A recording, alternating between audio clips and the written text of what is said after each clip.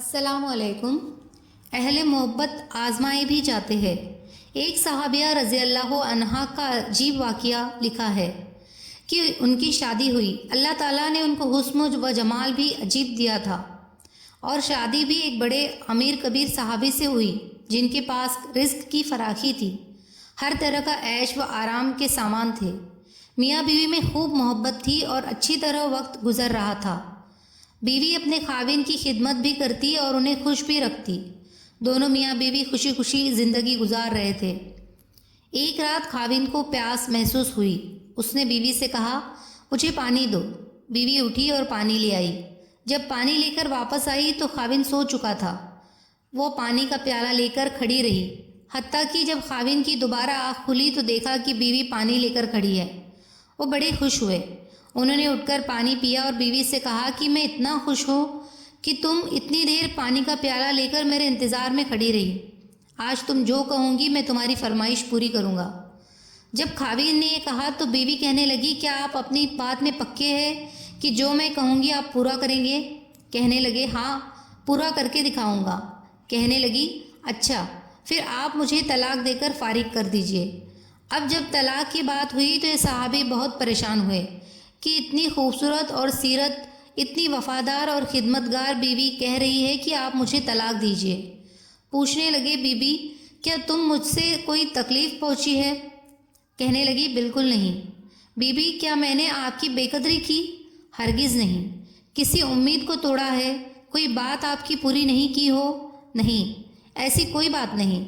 Be be کیا آپ مجھ سے خفا ہے؟ کہنے لگی ہرگز نہیں۔ تو پھر مجھ سے طلاق کیوں چاہتی ہو؟ کیا آپ مجھے پسند نہیں کرتی ہو؟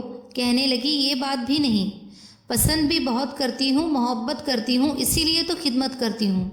آپ نے کہا تھا کہ میں آپ کی بات کو پورا کروں گا، لہٰذا آپ مجھے طلاق دے کر فارغ کر دیجئے۔ وہ صحابی پریشان ہیں کہ کال بھی دے بیٹھے۔ کہنے لگے اچھا، صبح ہوگی تو ہم نبی صلی اللہ علیہ وسلم کی خدمت میں جائیں گے اور آپ سے جا کر فیصلہ کروا لیں گے۔ وہ کہنے لگی بہت اچھا۔ لہٰذا میاں بیوی دونوں رات کو سو گئے۔ صبح ہوئی تو بیوی کہنے لگی چلو جلدی چلتے ہیں۔ لہٰذا دونوں میاں بیوی گھر سے باہر نکلے ہی تھے کہ خاوند کا کسی وجہ سے پاؤں اٹکا اور وہ نیچے گرے اور ان کے جسم سے خون نکلنے لگا۔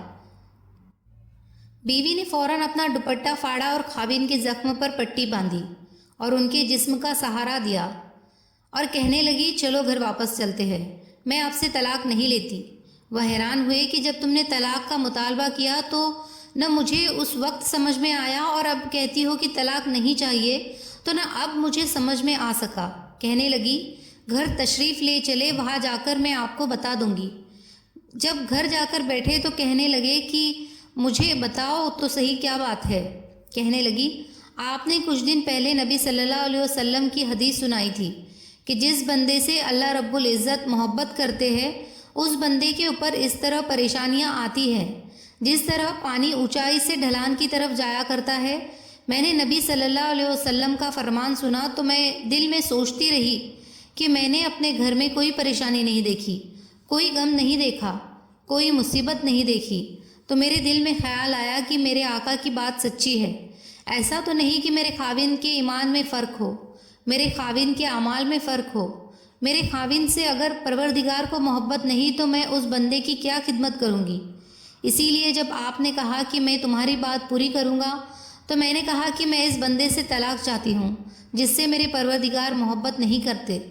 پھر جب ہم حضور صلی اللہ علیہ وسلم کی خدمت میں علم حاصل کرنے جا رہے تھے، یہ اللہ کا راستہ تھا، آپ گرے اور خون نکلا تو میں فوراً سمجھ گئی کہ اللہ کے راستے کا غم پہنچا، مصیبت پہنچی، تکلیف پہنچی۔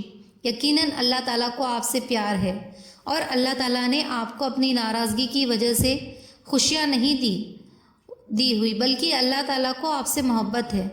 اب مجھے طلاق لینے کی کوئی ضرورت نہیں، اسی لیے میں ساری زندگی آپ کی خادمہ بن کر آپ کی خدمت کیا کروں گی۔ سبحان اللہ۔ ذکر دنیا کر کے دیکھا، فکر عقبہ کر کے دیکھا، سب کو اپنا کر کے دیکھا، رب کو اپنا کر کے دیکھا۔